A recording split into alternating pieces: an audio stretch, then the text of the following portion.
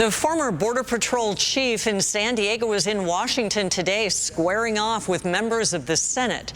Thank you for joining us. I'm Kimberly Hunt. Rodney Scott was nominated by President Trump to lead U.S. Customs and Border Protection.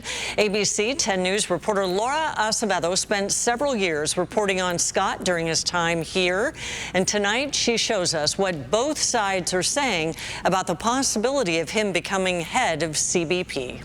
Rodney Scott was the sector chief here in San Diego for about 3 years. He then moved on to be the chief of the Border Patrol. He's now being considered for CBP commissioner, the agency's most senior official. Good morning. It is a great privilege to be sitting before the Senate Finance Committee. Rodney Scott made his case for why he should be confirmed as the Customs and Border Protection Commissioner. If confirmed, I will leverage my experience to empower the men and women of CBP to do what they were hired to do.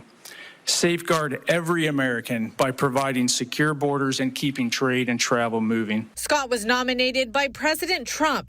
If approved, he would oversee the agency of more than 60,000 employees, including Border Patrol, where he served for nearly 30 years, at one point as chief here in San Diego, playing a big role during Trump's first administration, touring the border with him and ABC 10 News several times. About the benefits of border security as well.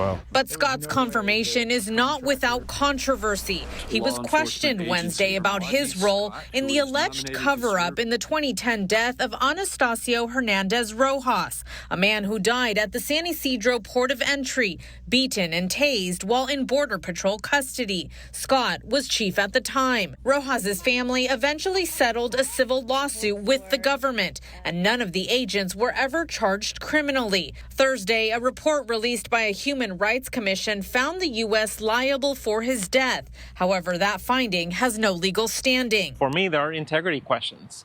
There are questions about his ability to make sound judgment on issues around transparency, on issues around accountability. But agents who worked under Scott's leadership during his time in San Diego tell me he's the perfect man for the job. Very, very strong leader, very strong agent. Saying he was well liked by agents in the field and contributed to good morale. Chief Scott always found time to have one-on-one conversations. It was very customary to see him drive up in the field unannounced and have informal conversations, some formal conversations with agents. If confirmed by the Finance Committee, Scott will then need confirmation before the full Senate with a simple majority vote.